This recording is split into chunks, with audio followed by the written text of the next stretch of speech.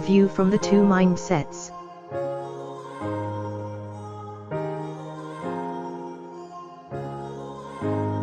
To give you a better sense of how the two mindsets work, imagine as vividly as you can that you are a young adult having a really bad day.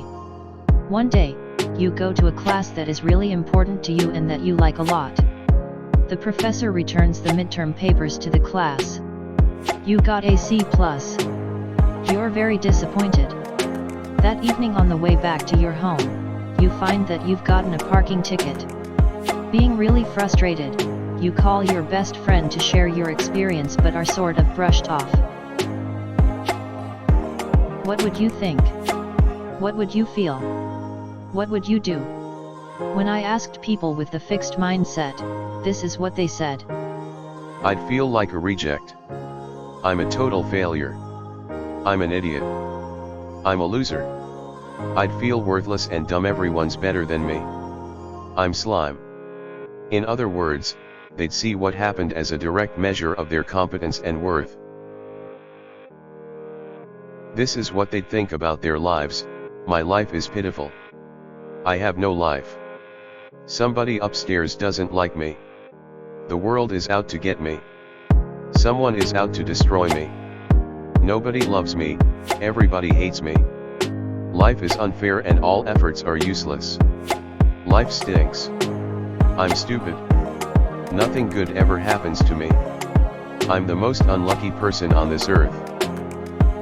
Excuse me, was there death and destruction, or just a grade, a ticket, and a bad phone call?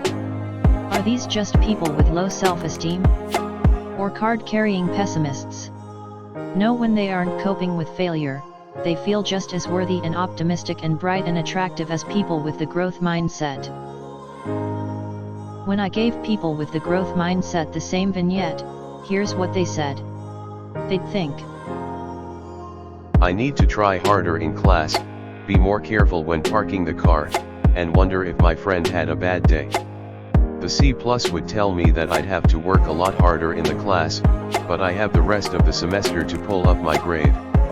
There were many more like this, but I think you get the idea. Now, how would they cope?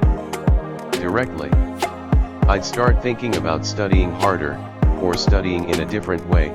For my next test in that class, I'd pay the ticket, and I'd work things out with my best friend the next time we speak.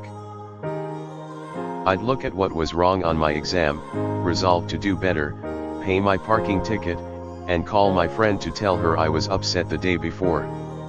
Work hard on my next paper, speak to the teacher, be more careful where I park or contest the ticket, and find out what's wrong with my friend. You don't have to have one mindset or the other to be upset. Who wouldn't be?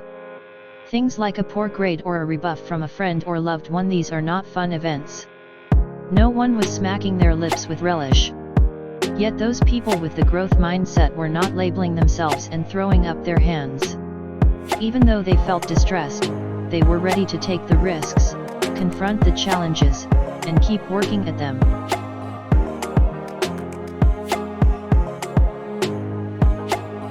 Mindset and depression. Not long ago, we decided to see whether mindsets play a role in this difference. To find out, we measured students' mindsets and then had them keep an online diary for 3 weeks in February and March.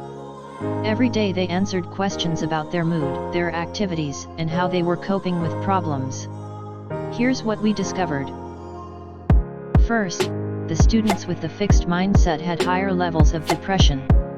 Our analyses showed that this was because they ruminated over their problems and setbacks, essentially tormenting themselves with the idea that the setbacks meant they were incompetent or unworthy. It just kept circulating in my head, "You're a dope." I just couldn't let go of the thought that this made me less of a man. Again, failures labeled them and left them no route to success. And the more depressed they felt, the more they let things go, the less they took action to solve their problems. For example, they didn't study what they needed to, they didn't hand in their assignments on time, and they didn't keep up with their chores. Although students with the fixed mindset showed more depression, there were still plenty of people with the growth mindset who felt pretty miserable, this being peak season for depression. And here we saw something really amazing. The more depressed people with the growth mindset felt, short of severe depression, the more they took action to confront their problems, the more they made sure to keep up with their schoolwork, and the more they kept up with their lives. The worse they felt, the more determined they became. In fact, from the way they acted, it might have been hard to know how despondent they were. Here is a story a young man told me. I was a freshman and it was the first time I had been away from home. Everyone was a stranger, the courses were hard, and as the year wore on I felt more and more depressed. Eventually, it reached a point where I could hardly get out of bed in the morning. But every day I forced myself to get up, shower, shave, and do whatever it was I needed to do. One day I really hit a low point and I decided to ask for help, so I went to the teaching assistant in my psychology course and asked for her advice. "Are you going to your classes?" she asked. "Yes," I replied. "Are you keeping up with your reading?" "Yes." "Are you doing okay on your exams?" "Yes." "Well," she informed me, "then you're not depressed." Yes, he was depressed, but he was coping the way people in the growth mindset tend to cope, with determination. Doesn't temperament have a lot to do with it?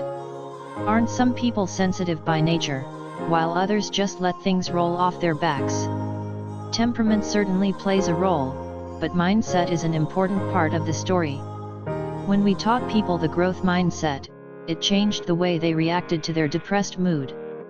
The worse they felt, the more motivated they became and the more they confronted the problems that faced them.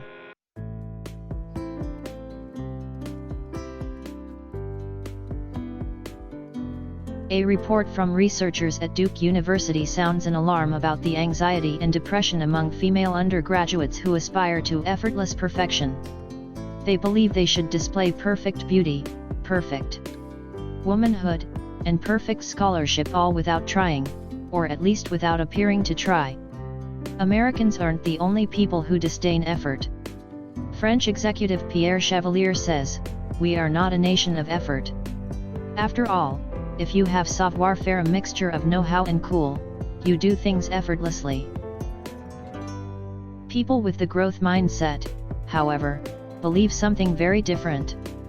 For them, even geniuses have to work hard for their achievements. And what's so heroic, they would say, about having a gift? They may appreciate endowment, but they admire effort, for no matter what your ability is, effort is what ignites that ability and turns it into accomplishment.